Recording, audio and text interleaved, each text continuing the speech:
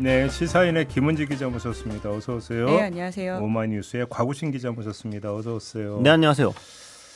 헌재가 선고를 안 하고 있습니다. 이로 인해 빚어지고 있는 정치권 풍경을 한번 쭉 훑어봐야 될 것 같은데요. 국민의힘으로 가보죠. 요즘 분위기 어떻습니까? 기대감 뿜뿜입니까? 네, 요새 분위기가 좀 올라오고 있는데요. 이게 뭔가 근거가 있는 분위기라기보다는 그것 말고는 답이 없기 때문에 지금 더 매달리는 건가 아닌가 그런 생각도 좀 들고요. 요즘 뭐 지도부가 뭐 일제히 뭐 빨리 선고하라고 이렇게 나왔대요. 그러니까 너무 웃기죠. 얼마 전까지 헌법재판소가 너무 졸속으로 선고를 진행하는 거 아니냐, 천천히 해야 된다 이러면서 막 시간 끌기 엄청 나섰는데 이러다 갑자기 지금 지도부가 지금 국가 혼란이 가속되고 있으니까 빨리 선고해야 된다.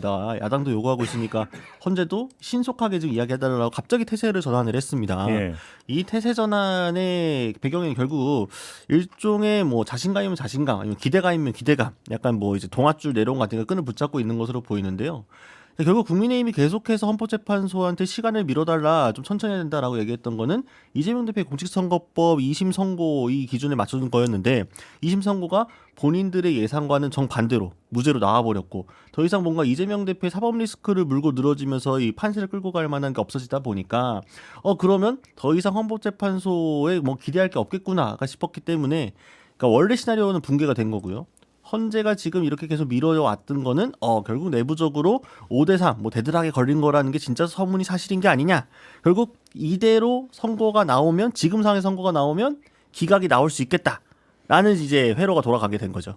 기각이 나오면 2년 동안 대선이 없으니까 무죄 선고도 아무 상관없다. 그런 거죠. 그렇게 가는 네, 겁니까? 그렇죠. 가끔 이제 희망과 그러니까 전망이 이제 막 헷갈릴 때가 그렇죠. 이제 그게 중요하죠. 문제가 되는데, 그러다가 탄핵 인용되면 그때는 어떡한데요? 사실 지금 국민의힘이 딱히 뭔가 대단한 계획을 세우고 정략적으로 움직이는 집단이 아니기 때문에, 예. 그러니까 여기 보면은 이제 보통 사람들이 반응을 할 때도 우리가 이 얘기라고 할 때 뇌를 거쳐갖고 하는 이제 이야기가 있고, 그냥 우리가 의도하지 않았는데 이제 무릎 톡 건드리면 올라오듯이 척추가 반응할 때가 있잖아요. 지금 국민의힘의 또 정치적인 언행이라고 하는 거는 척추가 반응하고 있는 건데, 그냥 이게 조건 반사, 무조건 반사 이런 걸 까리지 않고 그냥 뭔가 자극이 오니까 자연스럽게 나오고 있는 수준에 불과한 겁니다. 왜냐하면은 앞뒤가 안 맞는 얘기들을 본인들이 하고 있음에도 불구하고 이게 지금 논리적으로 맞나? 이러다가 실제로 인용이 되면 나중에는 어떻게 바꾸려고 하지? 그걸 생각했으면 처음부터 윤석열 대통령과의 디커플링 같은 걸 면밀하게 계산을 했겠죠. 근데 지금 애초에 지지자도 그렇고 의원들도 그렇고 지도부도 그렇고 다 따로 놀고 있는 상황이기 때문에 모 의원은 거의 뭐 자포자기 상태다, 자기도 모르겠다 이러고 있더라고요. 곽우신 기자, 그 국민의힘 취재 잘 안 되죠. 저요? 잘 되는 편 아니에요. 잘 안 될 것 같아.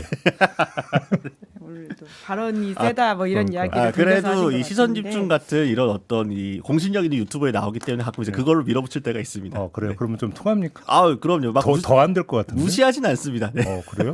네. 다요. 듣더니 반가운 소식이네. 그럼요. 그렇습니까? 그럼요. 예, 그럼요. 예. 먼저 연락 오시는 분도 계시고. 네. 그래요? 네. 뭐라고? 좀 살살 좀 해달라고. 그렇구나. 민주당은 지금 분위기가 불안감 어떤 겁니까? 그렇죠. 이렇게까지 상황이 길어질 거라는 것에 대한 예측을 못했다라고 하는 것에 이제 일반 의원들이 지도부를 되게 좀 비판하는 이야기들이 점점 늘고 있습니다. 사실 지도부를 비판한다고? 지도부 리더십에 대한 이야기들은 뭐 이렇게 공공연히 나온 이야기는 아니었지만 이렇게 기자들을 만나는 자리에서 이제 뭐 일부 의원들이 했던 부분들은 있거든요. 뭐 지도부 비판이야 누구든 할 수 있는 부분이 있으니까요. 근데 지금 워낙 상황이 엄중하다 보니까 지도부의 전략 전술에 대해서 공개적으로 이야기하는 사람들은 별로 없었습니다. 네네네. 그런데 지금 시간이 4월까지 이끌어지면서 심지어는 4월 18일 안에까지 결과가 나오지 않는다라고 하는 최악의 상상을 하게 될 수밖에 없는 시간에 몰려 있는 것은 사실인 것 같고요. 그러니까 지난주 지금 굉장히 민주당 지지자들을 중심으로 한 탄핵 찬성하는 사람들은 도통 탄핵 선고 나온다고 한 게 언제였는데 다음 주까지 기다려보자라고 하는 게 벌써 3주가 넘었다라고 하는 것이죠. 거기에 대한 압박과 분노 그리고는 굉장히 절망감들을 가장 가까이서 마주하고 있기 때문에 위기의식뿐만이 아니라 지금 당에서 뭔가 좀 잘못하고 있는 게 아니냐라는 이야기를 하는 의원들이 좀 늘어나고 예를 들어서 있습니다. 어떤 전략이 좀 문제였다고 보는 거예요? 사실 뭐 이렇게 덮어보자면 한두 개가 아니긴 할 텐데요. 그러니까 지금까지 헌법재판소에 대해서 너무 당연하게 지금 인용이 될 거라는 전제 하에서 모든 걸 준비했던 것이 좀 나이브했던 게 아니냐라는 식의 이야기를 하고 있습니다. 지금 생각보다 이것이 안에서 난항을 겪고 있는 상황이다 보니까 물론 그 안의 이야기들을 자세하게 알 수는 없어도 적어도 현재 상황을 좀 면밀하게 체크할 수 있었던 좀 뭐라고 호루라기 같은 건 좀 불었어야 되는 것인데 이게 너무 좀 늦게 좀 대응됐던 것 같다라는 식의 이야기를 하고 있는 것이거든요. 낙관을 하다 보니까 좀 많이 했다. 예, 그런 이야기들이 지금 나오고 있긴 합니다. 그래요. 아무튼 근데 이거 4월 18일 뒤로 미뤄지는 거 아니냐라는 그런 얘기까지 나옵니까? 사실 그런 이야기가 지난주부터 나오기 시작했던 것인데요. 그러니까 말씀하셨던 뭐 5대3 대드락 기사 전부터 이러다가 4월 18일 이후가 되는 게 아니냐라는 이야기를 조심스럽게 하시는 분들이 계셨던 건 사실이긴 하거든요. 이제 그럼에도 불구하고 이게 가시화되면서 심지어는 5대3의 대드락이 걸려 있다라는 식의 이야기까지 나오고 있다 보니까 아 이게 정말 만만치 않겠구나. 심지어는 지금 이번 주부터는 국민의힘에서 지금 나머지 두 사람을 임명하겠다. 라는 식의 이야기를 하고 있지 않습니까? 4월 18일 이후에 이제까지 대통령 권한대행이 무언가를 행사하는 경험조차도 우리한테 많지는 않았지만 적어도 황교안 시절에는 대법원장 몫을 임명했지만 대통령 몫은 임명하지 않았었거든요. 근데 이런 식으로 지나가게 되면 대통령 몫까지도 임명하면서 마은혁도 같이 끼어서 9명 체제를 만들고 자연스럽게 5대4 기각 시나리오를 만들고 있는 게 아니냐라는 말까지 나오고 있습니다. 그 사실은 국민의힘이 갑자기 이렇게 태세도 바꾼 다음에 맞불을 놓겠다라고 꺼내든 게 방금 잘 말씀해 주신 것처럼 자꾸 이런 식으로 나오면 우리 그냥 두 재판관 후임 지명 한덕수 대행이 임명하도록 할 거야 이제 이런 식으로 나오는 거죠. 그러니까 이제 민주당 같은 경우에는 이 법을 개정을 해서 어제 이제 법안 심사 소위부터 법사위까지 쭉 있었던 일련의 과정을 보게 되면은 법을 바꿔서 만약에 임기가 끝났을 때 후임이 지명되지 않은 헌법재판관은 임기를 깨서 그때까지 갈 수 있도록 해주고 그리고 대통령 권한대행은 대통령 몫의 이 지명 몫의 헌법재판관은 임명할 수 없도록 하겠다 맞겠다. 사실은 양당이 모두 혹여나 지금까지는 호사가들의 머릿속에만 있었던 시나리오인 4월 18일까지도 선고가 안 나올 수도 있겠다. 이거를 대비해 놓고 양측이 더 유리한 포석을 깔기 위해서 지금 이제 공방을 주고받는 모양새가 돼버린 거거든요. 국민의힘에서 희망과 전망이 막 마구 섞여 있다면 민주당에서는 상상과 현실이 막 섞여 있는 것 같은데요. 지금 사실 모두에게 그런 상황인 것 같습니다. 불확실성이 너무 커졌기 때문이라고 볼 수 있는데요. 사실 저도 지난주에 이제 과거 이제 헌법재판소 고위 관계자랑 좀 연락을 해봤더니 이제 그분의 이야기가 이재명 대표가 지난주까지 이게 나오지 않는다면 진짜 이거 조금 위험한 상황이라고 볼 수 있을 것 같다라는 식의 이야기를 하더라고요.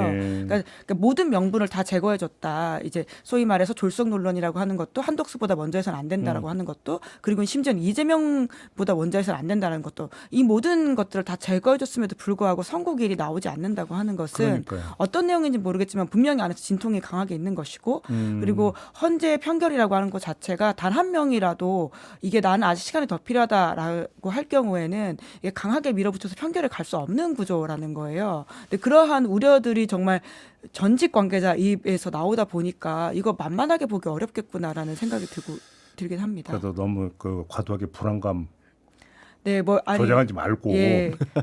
근데 아무튼 민주당은 최악의 상황까지도 이제 좀 생각을 해봐야 된다라는. 불안해지잖아요. 민주당은 지금 마은혁 재판관 임명에 지금 거의 올인하다시피 하고 있잖아요. 아니, 뭐, 그 전략을 어떻게 이해를 해야 될까요? 근데 사실 한덕수 총리가 어떻게든 임명하지 않으려고 하는 행태이기 때문에 결국은 임기 2명을 늘린다라고 하는 법안은 여러 가지 좀 곤란한 상황이 있을 것 같고요. 결국은 이제 탄핵 카드가 다시 이제 출발한다라고 하는 모양새일 텐데 이것이 어떤 여론의 압박을 끌어내서 결국 헌재가 움직이게 만드냐 그것이 핵심인 것이지 마은혁을 임명하냐 마냐보다는 결국 헌재를 밀어붙이는 게 핵심이다라고 보는 거 있는 것 아니 같습니다. 그러니까 제가 왜 질문을 드렸냐면 그러니까 지금 국민의힘에서는 문영배 이미선 두 재판관 임기 만료되면 그냥 한덕수 대행이 남은 두 자리 임명할 수도 있다 이렇게 주장을 하잖아요. 근데 이제 그 나오는 얘기가잖아요. 아니 마은혁 재판관도 임명을 하면서 무슨 두 자리 임명이냐. 이럴 때 그럼 할 수 있는 게 그러면 마은혁 임명할게. 대신 2명도 임명한다? 이렇게 나올 수 있는 거잖아요. 특히나 오늘 아침 조선일보가 이런 보도를 했는데요. 뭐 그런 결의 발을 맞춰가는 보도인 것 같은데 법조계의 주장이라고 하면서 제목이 이렇습니다. 법조계 쿼터 후임 2명과 마은혁 함께 임명 구인 체제로 신중한 결론 내야. 그러니까 이게 지금 굉장히 사실 앞뒤가 맞지 않은 이야기임에도 불구하고 이제 이런 이야기를 공공연하게 하고 있는 상황까지 왔다는 것이죠. 그러니까요. 그러니까 실제로 국민의힘에서는 계산기를 두들겨 봤을 때 그렇게 가면은 우리가 해볼만 하겠는데라는 판단이 쓴 거거든요.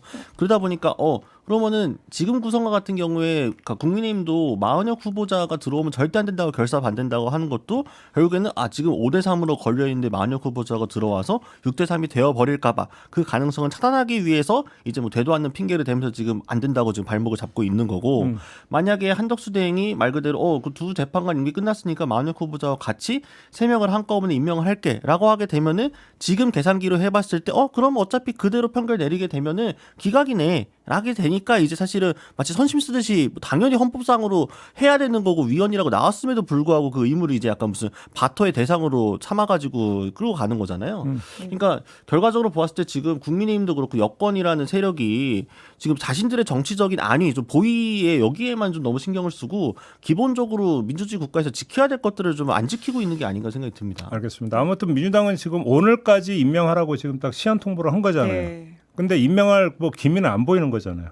그러면 그 뒤에 어떻게 한답니까? 탄핵입니까? 네, 어제도 의원총회에서 이제 모여가지고 이야기들을 좀 나눴다라고는 하는데요. 결론을 내리진 못했다라고 알고 있고 정말 분위기만 굉장히 비장했다라고만 전해지고 있는데요.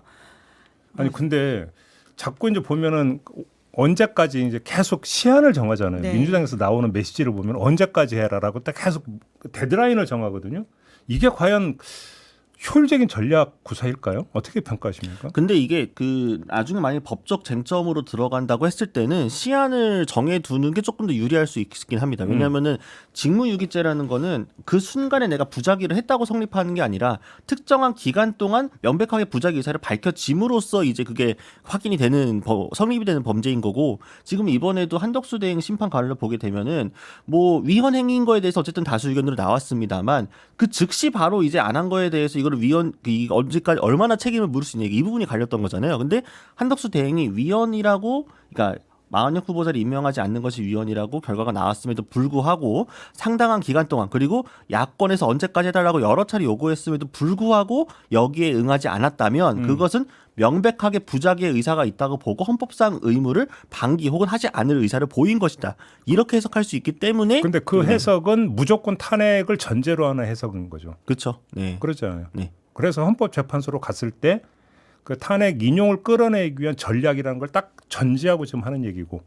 근데 문제는 이제 그 민주당이 만약에 시한을 정해놨는데 만약에 그러고 탄핵을 추진하지 않는다면 또 그때는 어떻게 되느냐 문제가 있는 거거든요. 네, 이제 그래서 이번 주 내내 본회의를 잡아놓겠다 이렇게는 이야기하고 있는 상황인 건데요. 근데 뭐 아까 이제 저희가 박균택 의원하고 인터뷰를 하는 과정에도 이제 잠깐 얘기 나왔는데 오늘 오후에 전원 대기령 떨어졌다고 네. 하더라고요 민주당에서. 그렇게 아마 계속 이제 4월 18일까지는 그런 상황이라고 합니다. 그래요? 네. 4월 18일까지? 뭐 지금 사실 민주당 입장에서 딱히 방법이 그러니까 지금 뭐 줄탄핵을 한다고 해가지고 무언가가 방법이 보이는 상황은 또 아니긴 하거든요. 그러니까 쌍탄핵이 있고 지금 줄탄핵이 있는 거잖아요. 예.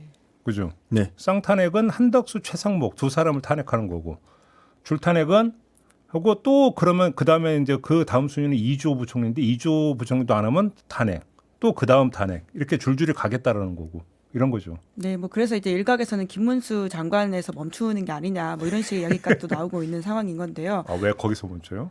뭐 이제 유력 대선 주자라고도 꼽히고 있는 분이긴 하지만 또 대행으로서 역할을 하게 될 경우에는 B 플랜을 좀 잡기 어려운 것들이 있다. 뭐 이런 그러니까 뭐 워낙 다양한 말들이 지금 쏟아지고 있는 엄중한 시기이다 보니까 뭐 이런 저런 말들을 좀 전해드리고 있는 것인데요. 근데 여튼 지금 여권에서는 이제 이미선 그리고 문영배 두 사람 몫으로 이제 임명할 수 있는 사람의 이름까지 구체적으로 나오고 있다라고 하는 것은 좀 그래요? 엄중하게 봐야 될 상황인 것 같긴 합니다. 그래요? 뭐 물론 이것도 확인된 건 아니고 썰이긴 합니다만은 윤 대통령과 가까운 법조인들을 임명하겠다라고 하는 식의 이야기들이 이름이 구체적으로 나오기 시작했거든요. 근데 지금 저거는 뭐냐면 민주당이 바리케이트를 치면 임명을 할 수 있나요? 헌법재판관들 인사청문회 거치고 다 해야 되는데 표결까지 해야 되잖아요. 안 되잖아요, 어차피. 소장 외 재판관은 표결 없이 임명할 수 있는 것으로 알고 있습니다. 아무튼 인사청문회는 거쳐야 되는 거잖아요. 네. 근데 지금 같은 상황에서는 정말 온갖 무리와 강행이 있기 때문에 사실 우리가 헌법재판관을 이제 헌법재판소에서 위헌이라고 이야기했음에도 불구하고 하지 않을 거라는 상상을 할 수 없었던 상황이지 않았습니까? 내란 겪으면서 정말 별의별 상황을 다 봤기 때문에 그러니까 정말 최악의 시나리오와 가정들이 나오고 있는 상황이라는 말씀을 드려야 될 것 같습니다. 그러니까 이 모든 것들은 4월 18일까지 그 헌재가 선고를 안 할 수도 있다라는 가정하에서 지금 사실 다 그렇죠. 나오고 있는 예. 이야기거든요. 그잖아요. 맞습니다. 가정을 다 전제로 한 이야기인 네, 거죠. 그러니까요. 다 가정이긴 합니다. 워낙 지금 상황이 그러니까 3월 원래라면 3월 초라는 이야기부터 있었지만 3월 14일, 3월 21일 뭐 이렇게 계속 넘어오다 보니까 뭐 이런 말까지도 나오는 근데 것이죠. 제가 볼 때는 4월 18일까지 선고를 안 한다면 뭐 예를 들어서 한덕수 권한대행이 2명을 임명하느냐 마느냐의 문제의 수준을 넘어설 것이다. 전국 자체가 저는 그렇게 그럼요. 보거든요. 예. 그거는 그런 수준의 문제로 어떤 상황이 흘러가지는 않을 것이다. 문제는 더 심각해진다. 네, 그래서 일각에서는 윤상현 의원이 4월 11일에 선고할 것이다라고 했던 이야기에 대해서도 기대를 품고 있는 사람들이 있거든요. 뭐 만약에 그 말이 맞다고 하더라도 특정인한테 계속 정보가 간다라고 하는 것에 대한 문제 제기와 그리고 거기에 대해서 살피는 것은 전 분명히 필요하다고 봅니다. 그러나 그와 별건으로 정말 4월 11일에라도 결과가 나온다면 지금은 이제 정말 안도 한숨을 쉴 수밖에 없는 좀 끝으로 몰려 있다라는 좀 불안감이 들어요. 윤석열 대통령 측 그건 지금 어떻게 갖고 있다는지 혹시 얘기 좀 나오는 게 있나요? 뭐 지금 상황에서 뭐 대외적으로 움직이고 있는 것은 딱히 지금 사실은 보이지 않고 있는 상황입니다만 지금 뭐 본인이 직접적으로 그 가시적인 언행을 하지 않는다고 하더라도 밑에서 다 움직여주고 있지 않습니까? 뭐 떡도 돌리고 뭐도 하고 있는 상황이니까요. 김영현 전 장관. 네, 그리고 뭐 가장 이제 그 지난번에도 비슷한 말씀을 드렸는데 윤석열 대통령 측도 그렇고 용산 대통령 측도 그렇고 이제 밑에 있는 사람들이 굉장히 이제 여론전을 열심히 하고 있다. 그러니까 기자들을 대상으로도 그렇고 이제 소위 말하는 밭글이라는 것도 굉장히 많이 만들어가지고 돌리고 있으면서 사실 요새 별의별 밭글들이 다 돌고 있거든요. 근데 그것들의 출처 중에 상당수가 여권 그것도 용산 대통령이나 윤석열 대통령 측에서 만들고 있는 거 아니냐 지금 이런 지금 의혹도 쉽게 나거든요. 의도적 밭글 플레이를 하고 있다 이런 겁니까? 네, 왜냐면 요새 도는 밖글들 보면 정확하지 않은 게 꽤 많습니다. 재판관 이름이 틀리거나 혹은 뭐 재판관이 아예 다른 자리에 가 있는 사람의 이야기를 하거나 이런 것들이 있거든요. 그래서 신뢰성이 막 높다라고 보기에는 어려운 밖글들이 꽤 있습니다. 네, 그러니까 그런 것들 자체가 그러니까 사실은 좀 이제 정치적으로 좀 이제 좀 고관여자라서 이제 좀 많이 좀 알고 계신 분이라는 거 아닙니까? 기자들 같은 경우에는 아, 이 밖을 딱 보았을 때 이거 좀 어설프네, 이거 어디서 만들었구나라고 이제 넘길 수 있는 것들도 많지만 그런 것들이 이제 보통 유통되다 보면은 수정한 사람만 보는 애도 멀리 퍼지게 되잖아요. 그럼 일반 여론에도 여러 가지 뭐 이제 카카오톡 방이 텔레그램 방이든 퍼지게 되면 영향을 미칠 수 있고 특히나 지지자들이 많이 모여 있는 방들이 이제 그런 것들이 가게 되면 특히나 지금 탄핵 이제 관련해 가지고 집회하고 계신 분들 탄핵 반대 못 지시는 분들은 진짜로 그런 글들을 보게 되고 우리가 잘하고 있다. 우리가 이렇게 좀만 더 하면은 진짜로 헌재를 압박해 가지고 윤 대통령 기각을 이끌어낼 수 있어. 약간 뭔가 용기가 막 생기고 막 이제 그런 식의 당위성이 생기고 하는 작용들을 하게 되거든요. 그런 쪽으로 지금 사실상 몰고 가고 있는 게 아닌가 싶은 생각도 듭니다. 밖을 얘기해서 잠깐 새길로 빠져갖고 저는 일체보 그런 거 안 받아봐서 어느 정도인지 모르겠는데 얼마나 오는데요 밖글이? 하루에도 몇 요새 개씩 엄청 돕니다. 예. 그래요? 예, 뭐 어젯밤에도 뭐 기일이 잡혔다는 등 뭐 이런 식의 또 밖글이 돌아가지고 저희 기자들이 밤늦게 또 헌재 공보관한테 연락을 해서 기일이 정말 잡힌 거냐 물어보는 것은 부지기수이고요. 예. 뿐만 아니라 이제 굉장히 디테일한 내용들을 섞어가지고 하는데, 그러니까 뭐 이제 4월 18일까지 선고가 안 날 가능성이 크다라고 하면서 하지만 몇몇 재판관들은 퇴임식을 준비하고 있다라고 하는데 그 퇴임식을 준비한다라고 한 재판관의 이름이 아예 틀려 있거나 그렇거든요. 그러니까 그 중간 중간에 틀린 내용들이 꽤 있어서 신뢰하기는 어렵다라는 생각이 드는데. 워낙 지금 다들 타는 목마름으로 윤석열 대통령 탄핵 선고 일자를 기다리고 있다 보니까 그런 거 하나하나에 정말 울고 울었다 하는 일들이 많습니다. 근데 네. 밖글이 어디서 생산돼서 어떻게 유통이 되는 거예요? 보통 그런 밖글들을 이제 물론 이게 사실은 뭐 항상 선거나 특히 당내 경선 뭘 할 때마다 밖글들을 특정 이해관계 있는 사람들이 이제 의도적으로 만드는 경우가 있고 또 하나는 기자들이 이제 내부 정보 보호용으로 만드는 글들이 이제 외부로 새가지고 하는 경우도 있고 뭐 그런 식이고 뭐 아니면 보좌진들이 역시나 내부용으로 뭔가 정리하려고 만든 것도 여러 루트들이 있거든요. 근데 이제 보통 이렇게 여론 플레이로 나올 때는 특정한 목적을 가지고 의도적으로 만든 다음에 앞에다 이제 밭하고 슬래시를 붙여가지고 이제 다음 사람이 받은 것처럼 만들어서 익명방에 보통 돌리고 국회도 그렇고 보통 이 정보방이라는 것들이 익명으로 채팅방들이 굉장히 많습니다. 정보를 공유하는 방들. 그런 방에서부터 하나 톡 올려두게 되면은 자연스럽게 쫙 퍼지게 되거든요. 이제 그런 식으로 하게 되는데, 그러니까 이 과정에서 익명방이 뭐예요? 네? 익명방이라는 익명. 그러니까 익명의 카카오톡방이나 대화방 같은 것들이 되게 많습니다. 단체 대화방, 네, 단체 오픈 대화방. 카카오톡방 뭐 이런 것들인데 과거에 그런 걸 만들었던 사람들한테 제가 들었던 이야기는 뭐냐면 본인이 만든 밭의 가장 성공 여부는 본인한테 돌아온다라고 하는 것이거든요. 그러니까 네, 그 돌고 돌아 네, 돌고 돌아 네. 자기한테까지 오면 아, 오늘 밭은 성공했구나라는 생각이 든다라고 하던데요. 물론 경우에 따라서는 뭐 일정이라든지 정확한 내용들을 포함하는 것들이 있습니다. 하지만 뭐 이렇게 엄중한 시기에는 사실상 각자의 아까 말씀하신 희망과 전망 혹은 뭐 여러 가지 상상을 섞어가지고는 내용을 넣고 그것을 하나의 해프닝으로 만들어버리는 경우들이 꽤 있어서 좀 주의해서 봐야 될 것이 많습니다. 제가 이제 그런 질문 드렸던 그 이유 중에 하나가 그건데 이른바 의도적 밭글 플레이가 있을 수 있잖아요. 그래서 이제 지금 뭐 어차피 정보는 완전히 차단돼 있으니까 헌재에 대한 정보는 차단돼 있으니까 기자들 같은 경우도 도대체 어디서 그 흐름을 읽어야 되는가 해갖고 자꾸 이제 밭글을 그러니까 자꾸 이제 곁눈질로 보는 것 같은데 그러다가 뭐 요즘 보도로 보면 저는 이걸 어떻게 평가해야 될지 약간 보는데 이런 밭글들이 돌고 있다라는 보도가 있더라고요.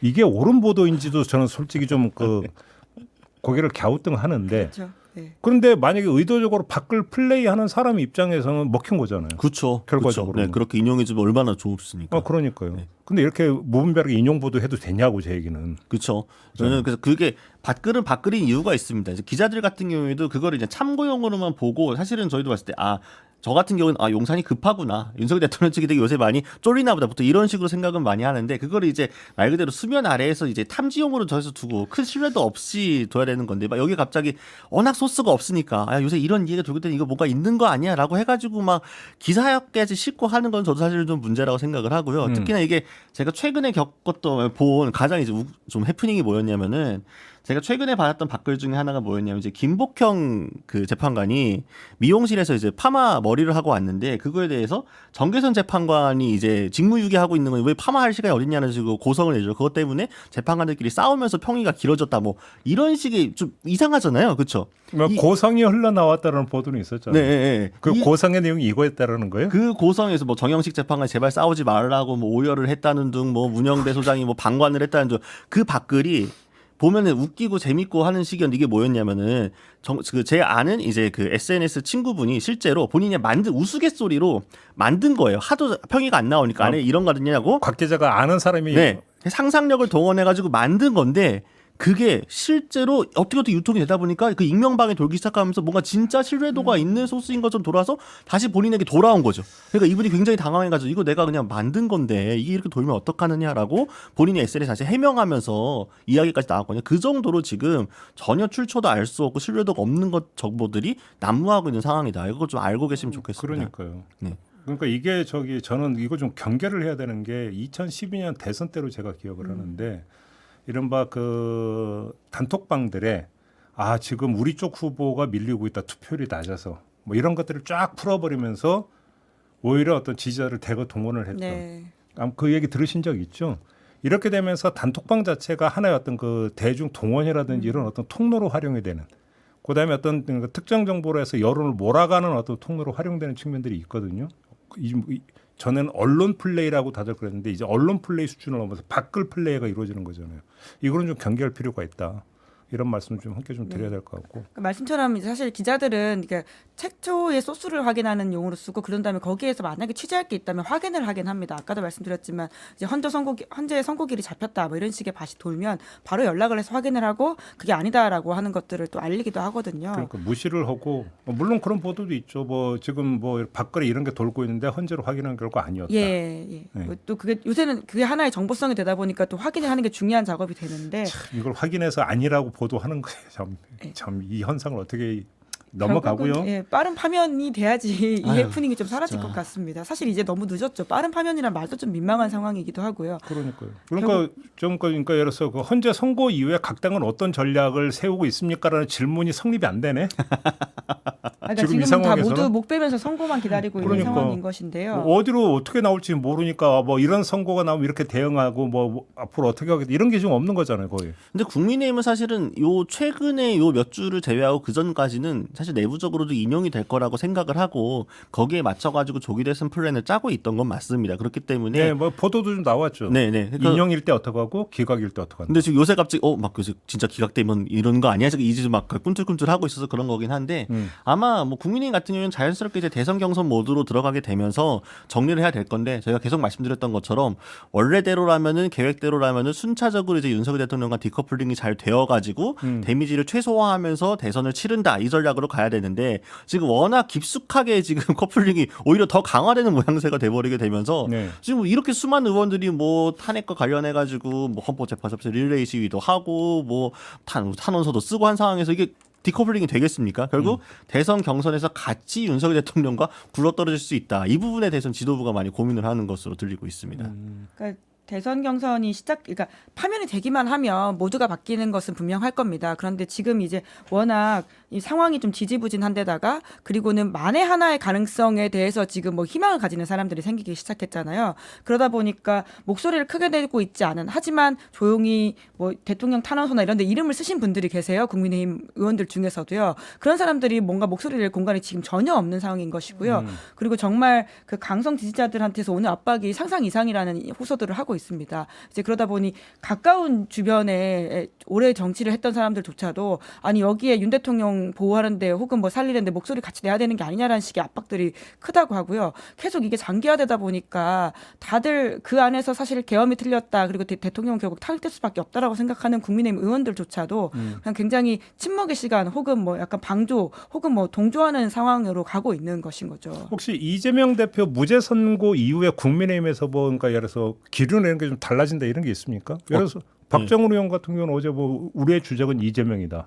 친윤 그렇죠. 친한 없다. 뭐 이런 뭐 입장 내고 했잖아요. 그렇죠. 아니 사실은 친한계 입장에서 계속 친윤계로 또 공격받고 있는 상황에서 우린 사실 하나였잖아라고 가는 스탠스가 맞기도 하죠. 뭐 당내 소수파긴 하니까요. 근데 기본적으로 이전에는 이재명 대표의 사법 리스크가 크게 불거진 상황이라고 한다면 오히려 민주당에서 이재명 대표가 계속 간판으로 나와서 대선 치르는 게 국민의 입장에서 상대하기 가장 그나마 수월하지 않겠느냐라는 내부 기류가 분명히 있었거든요. 근데 지금 2심에서 깔끔하게 지금 정리가 되어버리고 물론 다른 재판들이 있긴 합니다만 하다 보니까 기존의 전략으로 먹히지 않게 되는 거. 그러면은 이재명 대표의 사법 리스크라고 물고 늘릴 수 없는 상황에서 뭘로 공략해야 되느냐? 이 부분이 물음표이다 보니까 지금 우리끼리 싸울 때가 아니야. 일단 하나로 뭉쳐서 이재명을 상대해야지. 사실상 뭐 이제 일종의 뭐랄까요? 공포 마케팅 하는 것 말고는 지금 답이 없는 상황인 것도 맞고요. 그리고 워낙 또 한동훈계가 몰려 있는 상황이기 때문에 지지율도 안 나오고 그런 상황이죠. 그래요. 지금 완전 교착이라고 봐야 되는 상황입니다. 왜냐하면 이게 불확실성이 커졌다라고 하는 것에 대한 사람들의 그 행동 양태라고 하는 것이 지금 계속 드러나고 있는 것이거든요. 그래서 결국은 헌재 선고를 기다리는 것 말고는 방법이 없고 만에 하나들을 모두 이제 삐프렌드를 가지고 있어야 되는 상황이다 보니까 한동훈 대표 입장에서 전 대표 입장에서도 그런 식의 메시지가 나오는 것 같은데요. 물론 한동훈 전 대표는 탄핵이 되기만 하면 본인한테 기회가 온다라고 강하게 믿고 있는 것으로 알고 있습니다. 왜냐하면 이 상황 정리가 빨리 되고 결국은 본인에게 몰릴 수밖에 없다 이런 좀 자신감을 가지고 있더라고요. 알겠습니다. 마무리하기 전에 그 산불이 한창일 때 국민의힘에서 헌재 앞 릴레이 시위 중단한다고 발표한 적 있잖아요. 중단됐어요?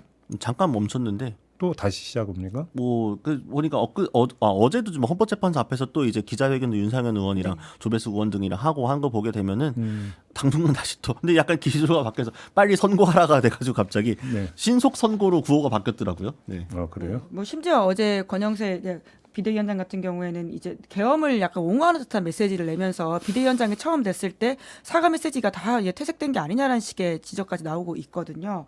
그러니까 민주당이 입법 내란을 하기 때문에 대통령이 계엄 선포했던 이유를 국민들이 다시 보고 있다.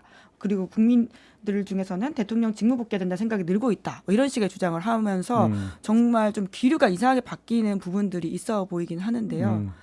그러니까 내란이라는 말도 좀 오염됐어요. 왜냐면 국민의힘 계속 민주당 너희가 내란이야. 너희가 내란 선동하고 있어. 너희도 내란 세력이야. 막 이런 식으로 해서 같은 내란 프레임을 만들어가지고 진흙탕을 끌고 들어가니까 사실은 그러니까 어제 그 초선 의원만 72명 고발했잖아요. 고발했죠. 그렇죠. 김문순 씨까지 포함해가지고 고발했던데. 그게 같이? 먹힌다고 생각해서 고발한 건 아니겠죠. 그게 실제로 형법상 성립이 될 거라고 생각했을 리는 없고 수많은 공부 많이 하신 율사분들이 이것도 사실 지지층용이죠. 지지층 결집용입니다. 그러니까 어쨌든 지지층 단일 대우로 가야만 뭐 질 때 지더라도 이 한타 싸움에서 해볼만 하다라는 생각을 하고 있기 때문에 끌고 가는 거다 보니까 사실은 지금 국민의힘에서 어떻게 보면 절박합니다. 유일하게 믿고 있었던 이재명 대표의 2심 선고에서 본인들 원하는 결과가 안 나왔기 때문에 뭐라도 동아줄을 잡고 끌어가지고 새로운 전략을 짜려다 보니까 결국 지금 나오는 게 민주당이 내란 선동하고 있어. 민주당이 무슨 뭐 김어준 씨의 뭐 지령을 받아가지고 저렇게 하고 있는 것 같은 뭔가 그런 식으로 엮어가지고 우리가 오히려 국정을 안정화하는 세력. 이 국정을 해치려고 하는 건 오히려 내란으로 몰고 가는 민주당 이렇게 지금 프레임을 전하는 시도를 하는 거죠. 이게 먹히겠습니까만. 시간이 장기화될수록 이제 숫자를 구체적으로 말씀을 드리진 않겠지만 지난주 한국갤럽 나온 것만 보더라도 점점 중도층의 여론들은 확실해지고 있는 것들이 있거든요. 앞서 저희가 짚었어요. 예, 예. 그러니까 굉장히 좀 오판하고 있는 것인데요. 다만 하나의 희망회로는 헌재가 우리한테 괜찮을 수도 있겠다 이 부분인 것이죠. 네. 헌재가 헌법을 수호해야 하는 기관으로 빨리 좀 거듭났으면 진짜 지금 좋겠습니다. 한마디 혁명이 일어날 지금 기세인데 지금 스스로의 존재 자체를 좀 이렇게 무너뜨리고 있는 상황이라고 하는 게 너무 안타깝습니다. 한마디 하려고 했는데 안 하는 게 낫겠네요. 어떤 말씀하시려고요? 아니, 안 할래요. 네. 다들 궁금해하면서 저희 다음 주에 좀 끝내는 새로운 뉴스로 이야기를 했으면 좋겠습니다. 오늘 이야기는 좀 이렇게 마무리할게요. 두 분 네. 수고하셨고요. 네, 저도 물러가겠습니다. 고맙습니다. 네, 감사합니다. 감사합니다.